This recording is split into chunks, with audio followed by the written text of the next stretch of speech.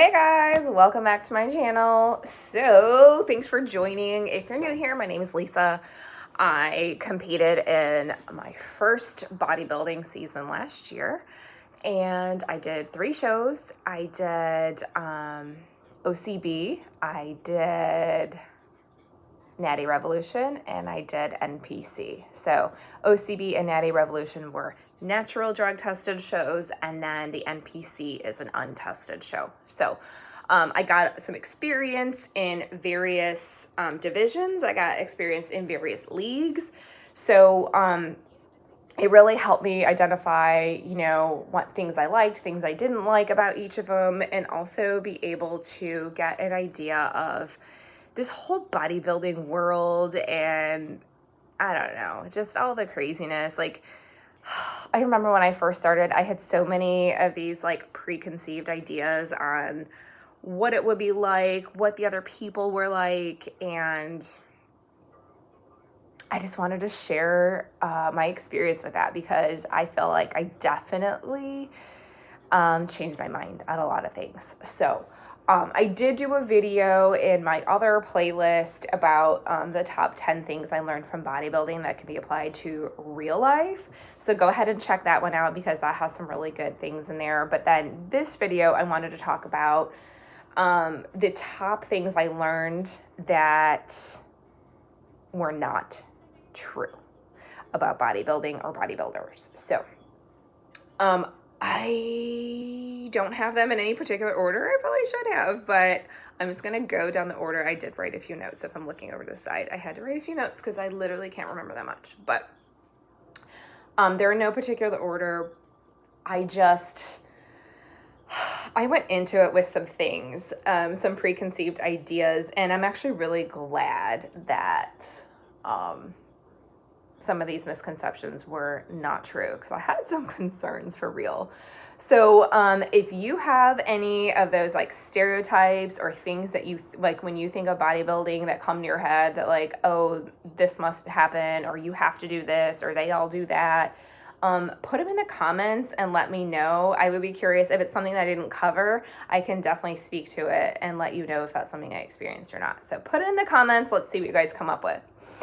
All right, so one of the first things I remember being concerned about, and I might have even shared it in one of my very first videos, which are completely cringe, but was the fear that like I would have to eat boiled chicken all the time or tilapia all the time. Like I have tried fish.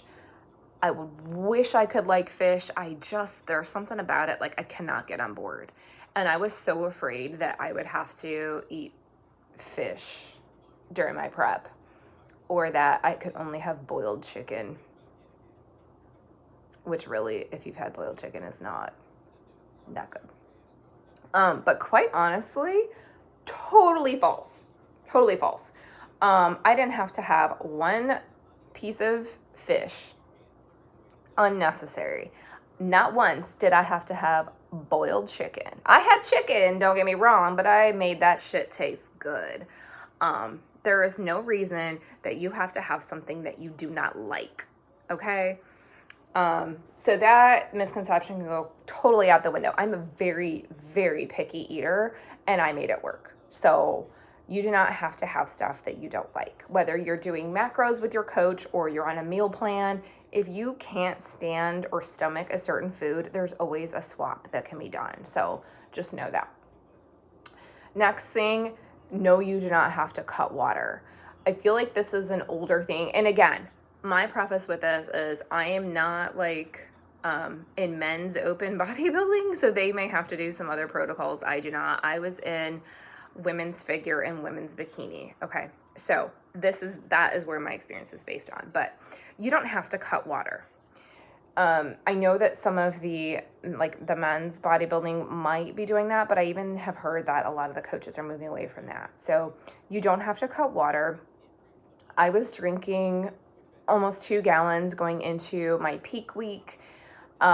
We and I still, up until the day before the show, and then just the day of the show, I could drink however much water I wanted. He said just to take like small sips, try not to chug, and that was just mostly so I wasn't like filling up my stomach, and also so I wouldn't have to go pee all the time and like potentially ruin my tan and all that. So he just said, you know, take sips as you need it, but try not to like chug that day. And then I just got, you know, I had water as soon as I got off stage or whatever. So none of that, you know, where you hear, it can really, like, not having water can really mess with your system. Like, people pass out. It's crazy. I didn't have to do any of that. So, again, my caveat will be I was not in men's open bodybuilding. Maybe they have to do some of that. But again, from what I have heard, there's a lot of coaches that are not doing that anymore, even in that division. So kind of going along with that is we did not have to do any manipulation of my sodium.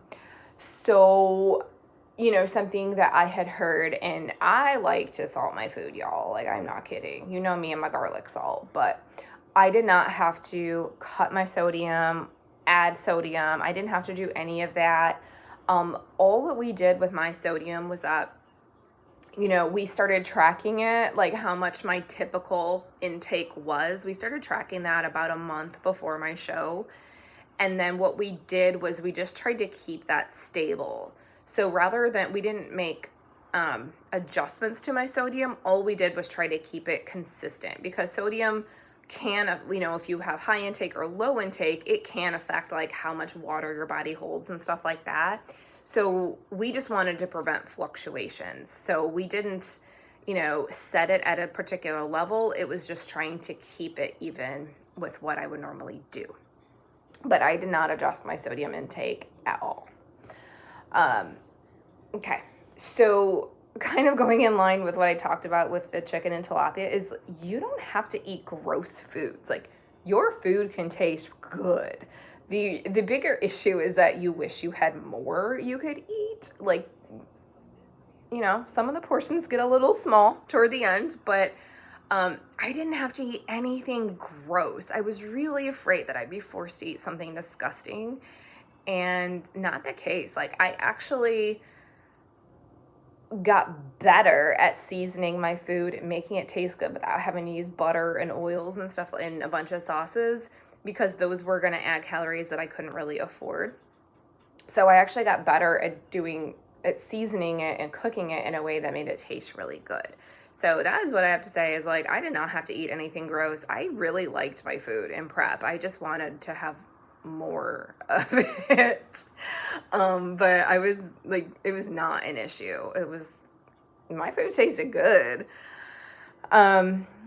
Okay, so another thing, I'm just going to flip off of food here, is like posing. Posing is hard, y'all. Like, people don't realize, just learning the posing, and realizing that like what you think looks good in the mirror isn't what they're looking for necessarily. The point of posing is to show your physique and how it plays into the requirements and the standards of the division you're in. So there's obviously different posing for bikini versus figure versus physique, you know, all of that. And it's hard. You know, I feel like if you've previously had experience on stage, like if you were a dancer, if you were in theater or anything like that, I feel like you probably have like a leg up on other people, just because you're very comfortable being in front of an audience and stuff like that. But that was probably where I felt more uncomfortable, because I don't like being the center of attention, and literally the point of posing is for people to look at you. So I had a little bit of a hard time with that, but I just focused on my routine versus like thinking about people watching. But it's just interesting, and like the poses you think are going to look good on you change as your body changes in prep. But posing's hard. You have to put a lot of time into it. It's a lot of muscle memory, and people don't realize that holding poses freaking wears you out. Like, I couldn't tell you how many times I got, you know, muscle cramps, or like oh, my back hurt. Like that's, if you've been with me for a while, you know, when I was learning to pose for figure, that is when I pissed off my lat. And because I had never had to hold that pose before in my life, it cramped that first day that I ever practiced figure posing, and it stayed a problem for me for like 9 months, almost 12 actually. So posing is legit, like it's a thing. And you definitely have, like, it makes a difference. You can have a better physique than somebody else, but if you can't pose properly, you may not win. Like, solid chance you will not win, because posing and hitting your poses in a certain kind of way can make your body look completely different, for good or for bad. Like, you will see some people backstage and they look amazing, and then when you see them in their poses, it's like, I don't know. But then there's other people that, like, they can literally be walking around just like looking like a regular person. Like, you wouldn't think anything of it. A regular person that works out, and then they hit a pose and it's like, damn. So it's a really important part of the process. It's not just about who has the most muscle, or who can get the most shredded. A lot of it is how you pose into that. So another thing I remember hearing, like, about brain fog and like prep brain and this and that, and I was like, I don't know. It's real. It is fucking real. A combination of, you've got a lot on your plate. You know, every day you got to worry about your macros, your steps, your water, your sleep, when you're getting your workout, prepping things for the next day, doing your check-ins, practicing your pose. Like, there's a lot on your plate just for that, let alone for like real life. And I feel like the more you have on your plate, the more likely your brain is to be a little scattered. And then add being in a significant calorie deficit, like, your brain's not so sharp. You will forget things. It's a thing. It's a real thing. You write yourself notes. You have to set a lot of reminders. Like, you won't forget some stuff. I kind of touched on this a few minutes ago when I was talking about posing. Like I said, these are in no particular order, so I'm sorry. I should have done that. But this bodybuilding isn't a shred contest. It's not a dieting contest on who can diet the hardest wins. Like, no one cares. No one cares how hard you had to work, because everyone else had to work hard. But there may be some lucky folks that didn't have to work as hard and they can win. That fucking sucks, but it is what it is. It's about the look. It's not about the effort that was put in, which is kind of nuts. You have to fit the standards of the division you're going for. It's about balance. It's about muscularity, shape, the overall presentation. It's not just about like who got the leanest, especially for bikini. They don't want them incredibly shredded.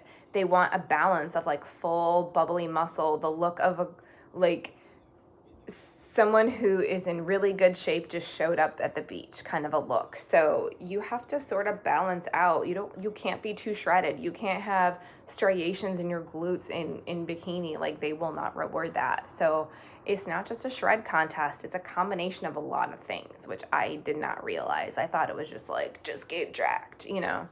Not true. Okay. Next one is going pro does not exactly change your life. So, if you watched my series, my very first show, I went pro in figure masters. My second show, I went pro in bikini and figure masters. My second show, I qualified for nationals. Nothing changed. Literally nothing changed in my life. I got some trophies, and I went to my job on Monday and still had to do everyday life. Like, it does not change your life. You can leverage it, I guess. Like, you might get more social media followers, or it might give you street cred if, you know, like, I'm a health and fitness coach. So maybe it gives me street cred with some people. They'd be like, oh, well, she went pro, so she must know what she's doing. I don't know. But just because someone is a good athlete and does well on stage doesn't make them a good coach necessarily. It just means you can follow instructions. So the quality of your coach isn't always relative to what they individually have been able to do. I have met a lot of people who have been very successful that suck at coaching, and also some people who are incredibly good at coaching but just didn't have the want or the genetics or whatever to do it themselves, and that doesn't make them bad coaches. Like, sometimes they're better coaches because of it. So either way, like, going pro doesn't like change your life overnight. So again, like, don't give up everything else going on in your life just to like go get a pro card, because you're still left with your regular life afterwards. It is what it is. Okay. Stereotypes. Gym bro and like bitchy girl looking at her butt in the mirror, right? There's so many stereotypes that like they're all superficial. Oh, they must be catty backstage, like blah, blah, blah, blah, blah. I didn't experience that at all. I actually found that there was almost like a mutual respect from everyone, that like if you were there competing, there was like a mutual respect because everyone knew what it took to get there, just to get to show day. That it was like, you did this too, good for you. And there was none of what I expect. Like, people were helping each other backstage, you know, sharing food, fixing hair, fixing suits, doing check-in pictures for each other, wishing each other good luck. Yeah, you know, sharing like, hey, how was your prep? Or just talking, you know. I expected, and you know, there's a lot of nerves and stuff like that, so you can't always tell right away. But if people are quiet, it's mostly because they're focused or they're nervous or whatever. But you would think that it would be potentially like, oh, this person's my competition, like blah, blah, blah, I'm not going to help them. But a lot of people were just happy to be there. And they weren't looking at each other as the competition, because it's not like there's anything we can do at that point. Like, the hay is in the barn, so to speak. It's up to the judges, you know? And if you didn't do what you needed to do, that's not the person standing next to you's fault. That's your fault, you know? So, I don't know. I didn't experience that. I can't say that doesn't happen. I felt like then in the natural shows, there was a little bit more camaraderie, but they were also a little bit smaller than the NPC show. So I don't know if that was a function of the size or the federation. I don't know. I don't want to talk poorly. I had a great experience at the NPC. I just felt like there were more like cliques of people at the NPC one, but that could literally just because they knew each other and I didn't know them. But no one was like outwardly mean or bitchy or anything like that. So that's a huge preconceived notion. I thought that it would be a bunch of like, look at this girl. There was none of that. And I think to go along with that too, especially like having to pose and practice posing and having to practice posing in my gym where there are no other bodybuilders, I remember being really like nervous about that, and eventually I just didn't give a fuck anymore. But like, if you see someone doing a selfie at the gym or posing in the mirror or checking their, you know, like lines or whatever, it doesn't mean that they're a superficial person. It could be that they've tried really hard and they want to see if they're getting the results they're looking for. More often than not, I feel like it's because they have some doubt and they're trying to see progress. They're not trying to show off for people. General opinion. I know every gym is different, but that's my general opinion. Okay, last one. This might be number 10 even. I don't even know. I might have actually done 10 without knowing it, but oh wait, no. I have 2 more. Wait, no, 1 more. Sorry. Drugs. Drugs, drugs, drugs, drugs. So, no, you do not need to take drugs to be a bodybuilder. No, you do not need to take drugs to turn pro. Like I said, I did 2 completely natural shows where they drug tested us, they lie detector tested us. Like, it was legit. And those people look damn good. Completely natural. The untested show, I know that there were some people that were taking some things, but I also know there were a fair amount that were not. The other thing is, most people will say, like, oh, if they're taking steroids. There's a lot more than steroids that could be taken to enhance them. So I would say, like,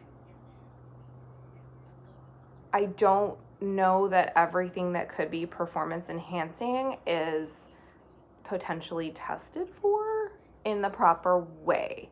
Or, like, if you hear someone saying they're natural and they're not drug tested, it could be that what they mean is they're not taking steroids, but it could mean that they're taking like T3 is used very common by people without thyroid to help with weight loss. So they could say that they're natural because they're not taking steroids, but maybe they're taking T3, which helps them lose weight, potentially. Or they could be taking a semaglutide. They could be, things that actually enhance recovery, stuff like that are not steroids. So when someone says that they are natural, that can be a whole host of things that maybe isn't as natural as you think. So just like there's that, like, it's a scale, there's not just like a yes or a no. So just kind of know that, but you don't have to do any of that to be successful. Now, again, for men's open bodybuilding, maybe you do. I don't know. I didn't do anything with that, but females for sure. There are a lot that are not doing anything. No steroids, no nothing. There's a fair amount that are successful with that, but just know that when someone says they're natural, it could be a variety of meanings. So there is that. Just want people to know. So if you're looking at some of the pros and wondering why your whatever can't be like that, like, just know that just because they say they're natural doesn't necessarily mean that they're not taking any kind of enhancement. It could just mean that they're not taking steroids. So, but I found for the most part, a lot of people were not. Even in the untested show, a lot of people were not. So just know that, just don't make that assumption. I'm sure there are people that have made that assumption about me. I don't know. But I know my truth. My coach knows my truth. My husband knows my truth. My doctors know my truth. I have had things recommended for me to take for my actual health that I have declined taking because I knew it would put me in a category where I could not say I was natural anymore. And it was not steroids. It was, some other supplements and stuff like that, but they're on the WADA list. And I told myself when I first started this that I would never take anything because I wanted to see how far I could get on my own without any help, any chemical help. So I have said, like, I'm not going to, if it's on that WADA list, I am not going to take it. I don't care if it's in prep. I don't care if it's in off season. I am not going to do it because that's the standard I'm holding to myself. But just know that there's a lot of things out there that are not steroids that fall on that list. So anyway, that's the top things I learned. I'm sure there are more. Like I said, go ahead and put in comments anything, like if I didn't touch on it, anything that you were curious about, and I will let you know from my experience at least if I saw or did not see those things going on. But anyway, thanks so much for watching, and and make sure you stay tuned, and I'm going to be doing more videos for you guys, some off-season stuff, all kinds of things. Going to be doing a lot of travel, so yeah, stay tuned, and I will talk to you soon. Thanks so much.